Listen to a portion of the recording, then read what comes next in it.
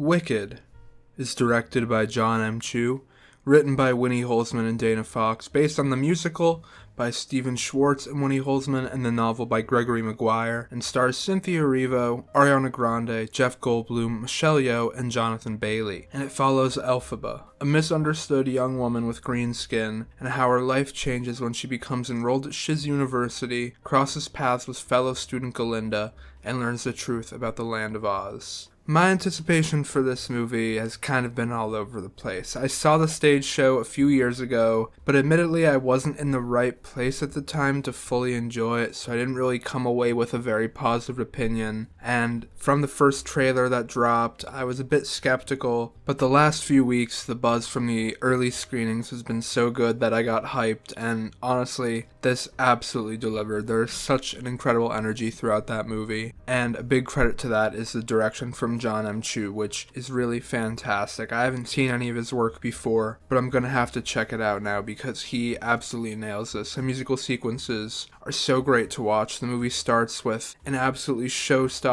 classic musical sequence in No One Mourns the Wicked that instantly locked me in. But there are other sequences like The Wizard and I, What Is This Feeling, Popular, Defying Gravity, which is an incredible climax to the movie that he just absolutely nails, and they're so fun and so emotional and so entertaining to watch. But he also nails the smaller, more intimate emotional moments. There's a scene at a party between Elphaba and Galinda that is much smaller, and it's not a musical scene, and it's one of the best scenes of the movie for me. And, on top of that, this movie is so well paced.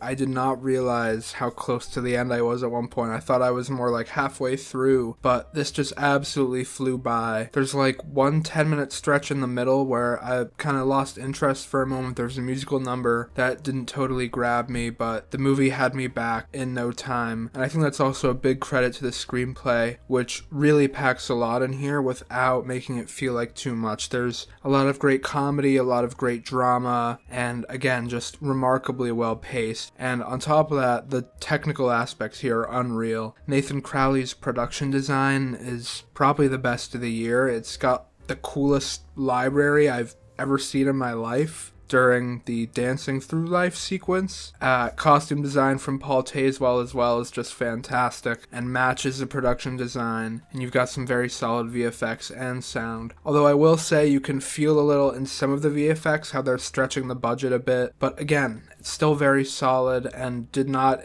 really impact my viewing experience at all. And beyond all these behind the camera aspects, what really brings the movie to life is how exceptionally well cast this is. You got Cynthia Erivo as Elphaba in this great lead performance. She's got this movie on her shoulders, the emotions of the movie, and she pretty much carries it off, and she's one of the greatest singing voices I've ever heard, and she's really exciting to watch. And Ariana Grande as Galinda makes such a good foil for her. She is absolutely on fire here. Every single comedic beat she has, she nails, and on top of that, her dramatic moments, she does not seem out of place at all. She absolutely holds her own and kind of comes away as maybe the standout performance, but the two leads here are so fantastic, and you've got a great supporting cast too. You've got some great veteran presences in Michelle Yeoh and Jeff Goldblum, although admittedly they're barely trying, which is pretty funny. Jeff Goldblum in particular just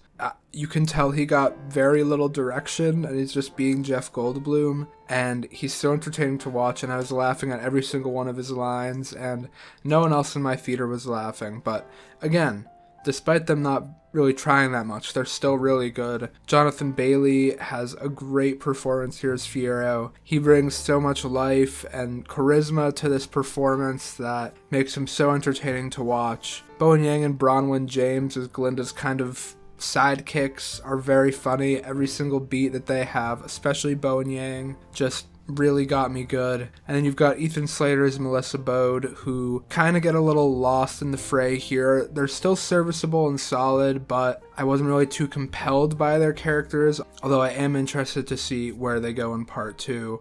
There's obviously so much I like about this movie, but there were some flaws here. A big thing that a lot of people have been talking about is the cinematography and color correction here. you know, how it kind of lets down the other visual elements and should really be matching the kind of classic Technicolor of The Wizard of Oz, having really deep, vibrant colors. And honestly, I completely agree with that. It's definitely better in the theater than it looks on home TV or your computer, but still, there's sort of a long-term effect where there were so many moments where there's so many colors in the scene, and yet they're just not popping the way that I was wanting them to. And again, it doesn't ruin the movie at all, and it is still very, very colorful, and it looks so good, but it just ultimately is a bit of a letdown to the other visual elements. And I think it is more of a color correction issue than a cinematography issue. The cinematography is very solid here, but the color correction is really a missed opportunity that I hope they fix in part 2. And there are a couple small stretches, as I said before, that lost my interest a bit, a couple numbers that were a little underwhelming for me, Something Bad and I'm Not That Girl kind of stand out here as moments where I just lost a little bit of interest. I will say, in defense of that, my mind was kind of distracted when I saw this, so I didn't really have the full experience in the moment. But again, I still came away loving this movie. I think it has so much merit, and because I didn't have that maximum experience in the moment, I really want to see this in theaters again, which honestly I can't say about a lot of movies this year. I really love this, and I do think this is kind of the movie event of the year. It's really being built up to be, and it might not make as much money as Inside Out 2, but I feel like it's going to be talked about a lot more, and it's going to have a much bigger impact just in pop culture, awards season, whatever else. But this movie really hit. It's got an insane rewatchability factor. I really want to see this again. I don't mind spending another 3 hours in a theater seeing this because it flew by so quick. And I do have to give a big credit to everyone involved in making this a 2-part movie, because it was hard not to be very skeptical of that. You have a lot of people saying they took a 2.5-hour musical and made it part 1 that's longer than that. And, when I saw this movie, I did not feel like they were padding things out or doing too much. Like, it really feels like everything gets a lot more room to breathe, and the moment where they cut it off, the climax of the movie with Defying Gravity, just feels like a really fitting climax and ending to a movie that John Chu really nails. I'm really kind of blown away by how good the 2-part idea was, and part 2 is honestly going to be one of my most anticipated movies of 2025, because I really loved Wicked. It's hard to imagine a better version of this movie, all things considered. It was in development hell for so long, different casts and all this, but what they landed on and what they came out with, they really nailed. I love this movie. It's so much fun, so emotional, so entertaining. John M. Chu really nailed this. Great performances, an incredible ensemble, just a really awesome movie. And yeah, I would absolutely recommend you go see Wicked in a theater. Please see it in a theater. Thank you so much for watching. Goodbye.